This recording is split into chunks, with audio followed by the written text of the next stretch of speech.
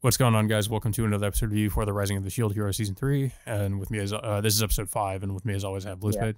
Um, I mean, it was an okay episode, but it was kind of more or Mhm. less building up to more about what happened to the other heroes, if anything. Um, and all, of course, it brings back one of the characters that, of course, now Fumi turned away in the last episode. Of course, her name is Sin or Sin. I don't know how it's pronounced. Um, but Yeah. yeah, so what happens is now Fumi, Raftali, and Philo, um, of course they leave Moriyasu behind. They don't really bring him back, even though they were asked. They originally wanted to bring him, but the reason why they don't is because he has this weird infatuation with Philo, which of course bothers her.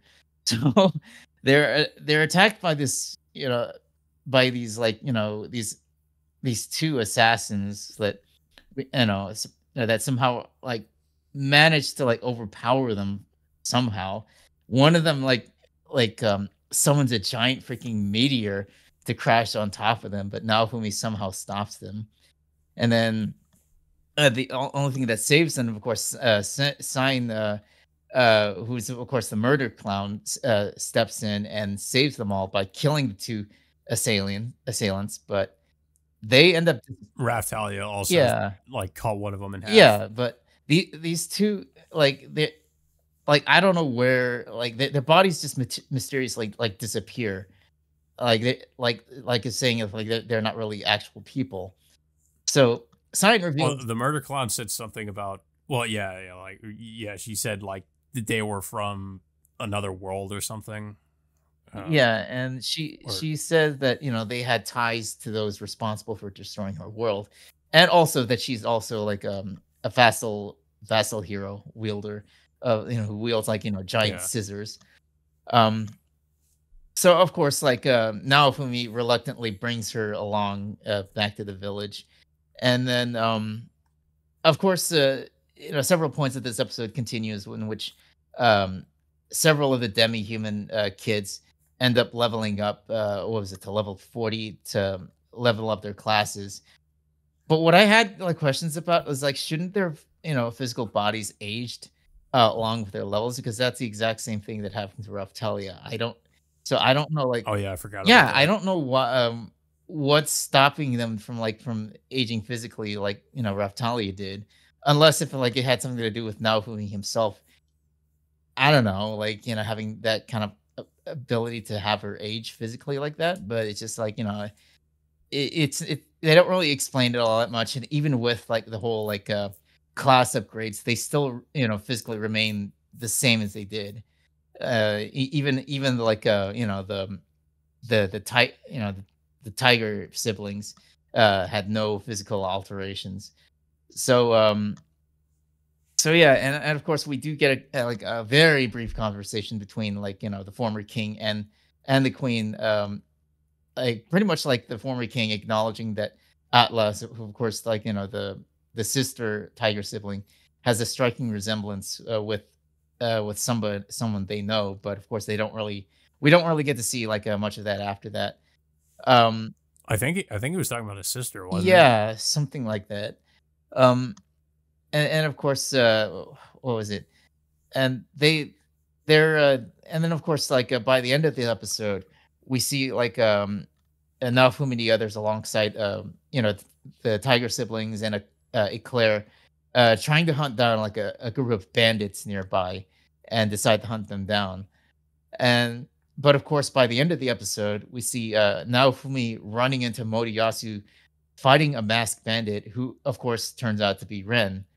Now, like I'm curious to know like how like Ren just came about like that, whether if he's still with mine or not, because it leads me to the question how long has it been since since the events of that the last episode, and to Ren just being turning out the way that he is right now.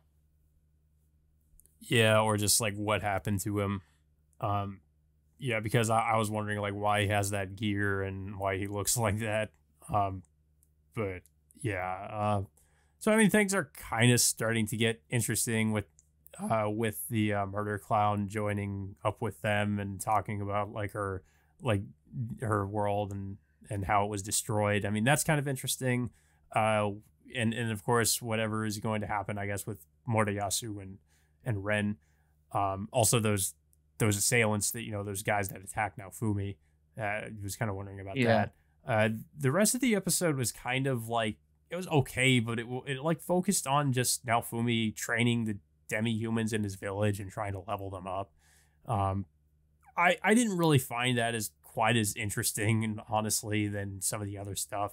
Um, I just felt like it was just kind of a weird thing to focus on. I felt like they could have kind of glossed over that and it wouldn't have been a big deal to kind of miss out on that, I guess. But um, but yeah, it's okay episode. I thought. It's a little bit better than the last one. But it doesn't feel like we've really there's been like a lot of plot progression exactly. I'm still like kind of wondering where things are going. It seems like there's something going on with of course, like with the former king and his sister, and him talking about how Atla kind of resembles her. So I'm wondering where that's going to go, but I guess we'll find out. I But yeah, I don't really have. well, Oh, yeah, go I ahead. still question, like, of these, these different characters joining up with Naofumi, because it's just basically just Mm. been like, Naofumi, Raftali, and Philo, but he's also bringing in, like, several other members to his party, like Rishia, Nadia, and Eclair, but they're not really. I don't know. Their roles are like, oh yeah, as well as Melty. They haven't been like, Yeah. like played much of a role ever since then. I mean, you think they'd be joining his party, but ever since even Nadia like joining the party, like, she's basically just like, shifted to the sidelines too. Yeah, and then we just kind of have Melty just I guess managing his village or something. Yeah. Uh, but yeah, I feel like it feels like the series problem is that it kind of has too many characters and it doesn't know which ones to really like focus on for the most part. Um, like I feel like that's going to be an issue because they keep adding all these new characters and it's like I I feel like it's almost like there's too large a cast of characters and they don't know like some of them just end up getting sidelined and put into the background for most of it. um so I kind of like, for example, like with Rishia, like I kind of hope she has maybe a little bit of a bigger role in the season because she hasn't really done too much. She didn't really. I mean, from what I remember, she she didn't do too much in season two either. I mean, So she that um was her only biggest role, was being in season 2, but now her role in this yeah, season that's it's just almost completely gone at this point. yeah. But yeah, I don't really have too much else to say about the episode though. I don't know if you have anything else to say I about it. mean, the one thing I want to point out that little hilarious scene in which Philo did cringe at the fact that Oh yeah, Modiosi still has the hots for her. And like basically just, he just picks up one of her feathers uh yeah, in the same field where they were fighting those two assailants, and then she just, physically cringes at the feeling that, that Moriyasu. it uh, it seems like Moriyasu has just been like relegated to a comic relief, like just kind of a creepy, perverted type of character, I guess.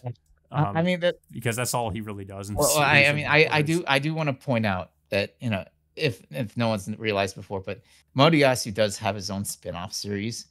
yeah, he does. Yeah, but I won't get into that. But it's just, but yeah, I am curious about the whole thing with about how Moriyasu and Ren are gonna end up turning out by the next episode, because Ren in particular, like, it's just, I don't know like how he got from like, what happened in the last episode to him like basically becoming this masked, assailant for whatever reason. It could be like he Yeah. could be working with the bandits now. I mean, like there was one scene earlier where he was just like scrounging for something um earlier, but we don't know the reason why. So hopefully we'll get a reason Mm. for that, probably by the next episode. And there's also another question about why Moriasu's weapon was glowing some dark energy from the tip of his spear. Oh yeah, right. I forgot about that. Yeah. Yeah, I was wondering what the deal with that was too. I mean, So it yeah. could be possible that they could have cursed weapons similar to how Naofumi did back when he started out. Mhm.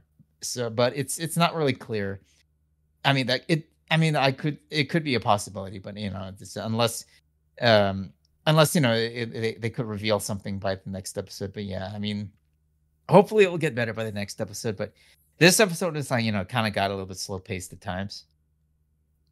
Yeah, that was kind of my issue with it because it felt like things got interesting for a little bit and then they slowed down again with the with Naofumi going around with the demi-humans. I didn't really care so much about that, and they really like a lot of the episode kind of devoted time to that. Yeah.